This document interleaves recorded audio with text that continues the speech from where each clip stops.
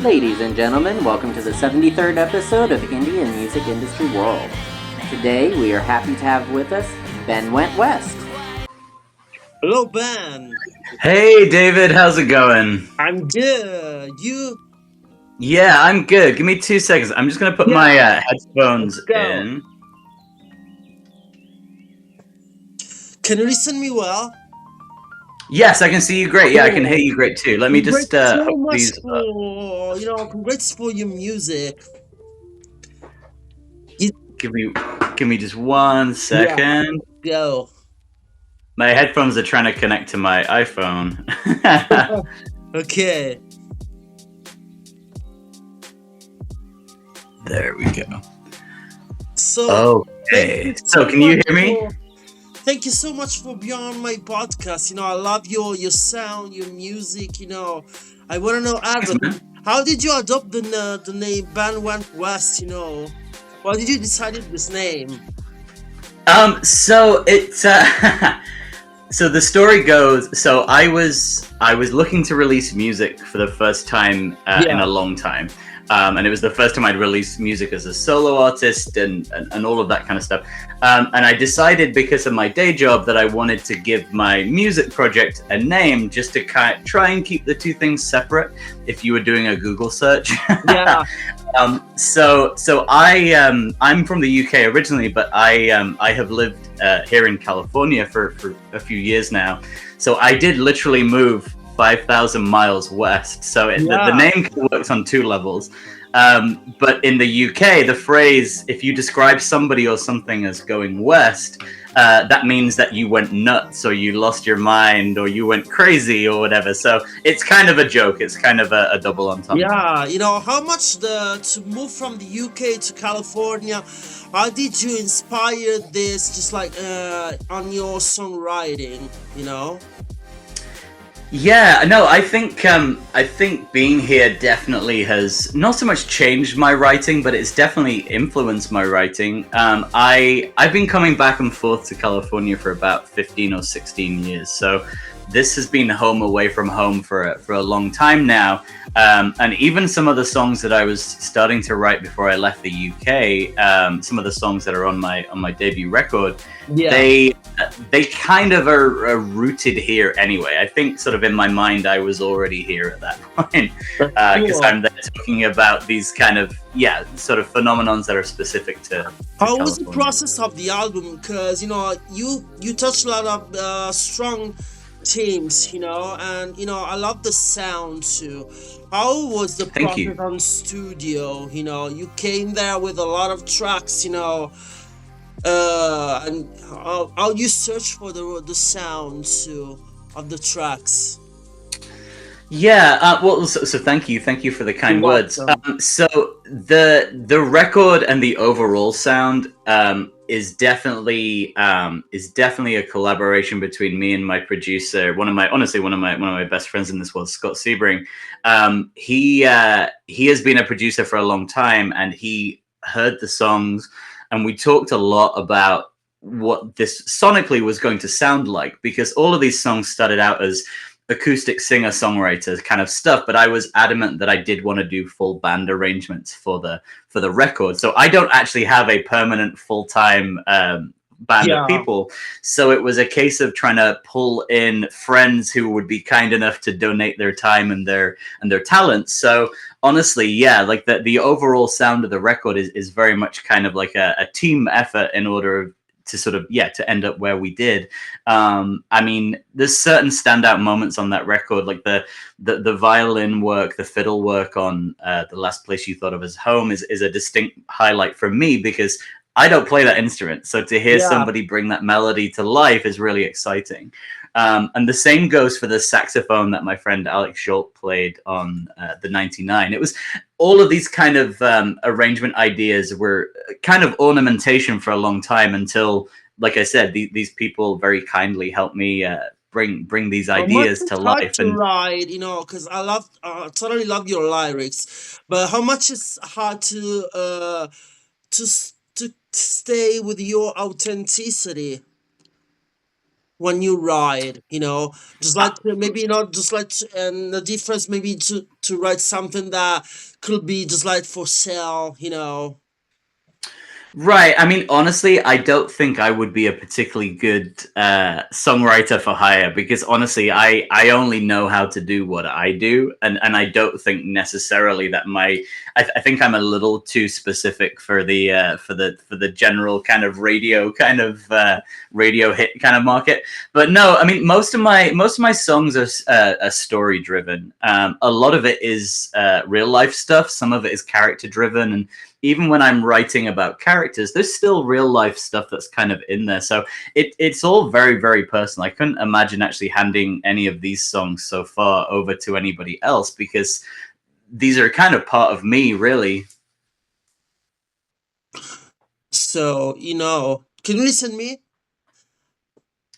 Do you Yeah, I hear can hit. me? Yeah, Yeah, cool. I'm yeah. absolutely love the fact that you pass from the transition from photography to the music. So you take care of the visual part too.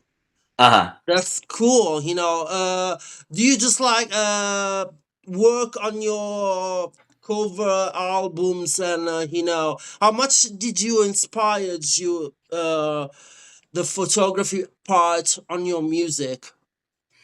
I really think that those two things go very well together. So like music came first for me when I was younger, and it was actually playing in a band when I was younger that actually made me more serious about photography. And then for over a decade, yeah, music photography has been my career.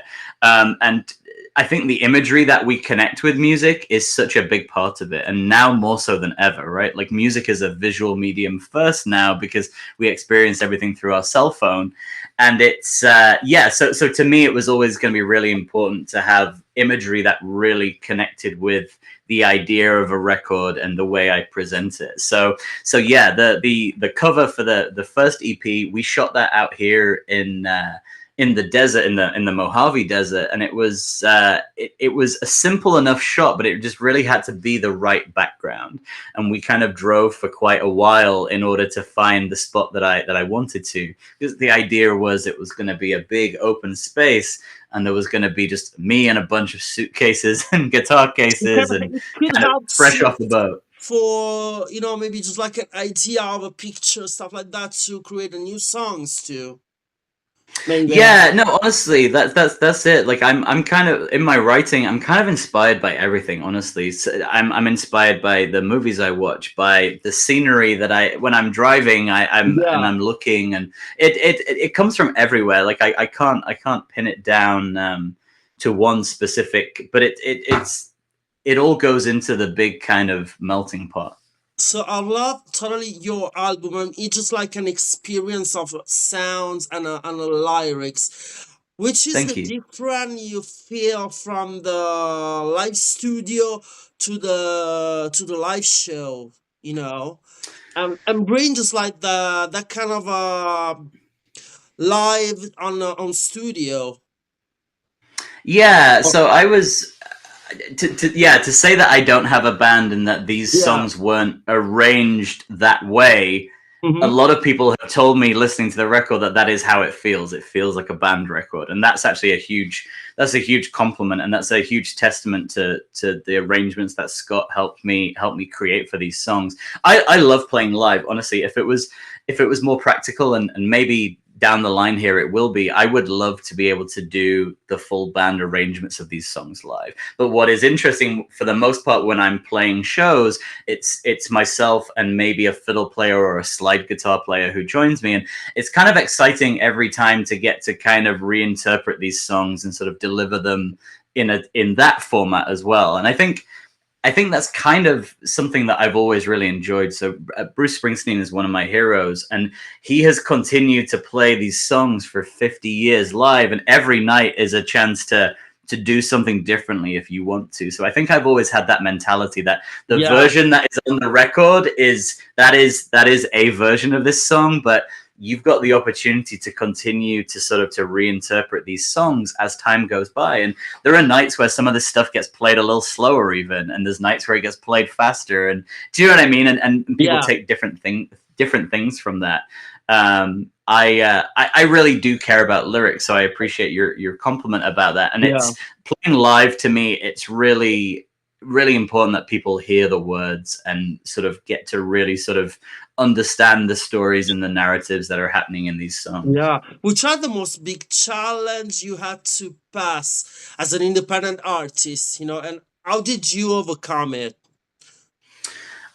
I think the biggest challenge is an ongoing kind of challenge that we're all facing, which is, okay, so we've written these songs that we love, we're releasing music that we really care about and we're proud of, but the magic question is, how do we get people to listen to this stuff, right? So it's like, that is the ongoing thing of like, okay, what is the best way to market my music? Who is my audience, and how do I make sure my music is finding them where they are at? Because I think a lot of people have this idea that, okay, well, I made this thing, so therefore people should come to me. And it really is the opposite of that, especially in a very oversaturated music market where there is literally thousands and thousands of songs getting released every day. It's up to me as an artist, or up to someone's manager or whatever, to try and figure out, okay, how do we identify the people who we think are going to like this, and then how do we put that in front of them? And for me personally, I see it as a marathon rather than a sprint, right? Like, it is like, I'm not looking to blow up overnight. I'm not looking to go viral on TikTok. I want to slowly build an audience who are excited about the music and care about the music. And for that, for me at least, a big part of that is still playing live. I would still like to try and build that audience organically. Right now, are you playing it in LA? Yeah, so I, at the moment, I am I'm actually playing one show this Friday, but at the moment I was supposedly not going to be playing live at all until the new record comes out in the new year.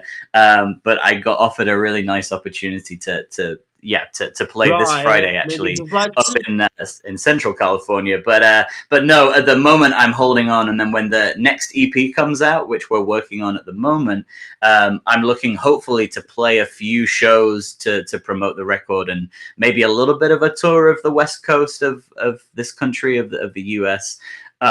So eventually down the line, I'm not sure when this podcast is going to come out, but there will eventually be some dates for all of that stuff, and I'll be sharing that on Instagram. Travel, from US, also Europe. We got a lot of just like biggest venues here. Right now, I'm in Dallas. We got a lot of great venues to play. So I really hope you can travel. I love your music. Have you planned just like to do another album right now? Yeah, so we're actually working on another EP right now. It's four more songs that I've written that sort of really feel like they kind of work well together. I'm still in that kind of album mentality of like, okay, I want the songs to make sense with each other, right? So if you listen to it from song 1 to song 4, it kind of feels like it feels like a complete idea. So yeah, we're working on that now. We've done the demos. The demos are tracked. So I'm excited to get into the studio and record drums and bass pretty soon, and then start adding the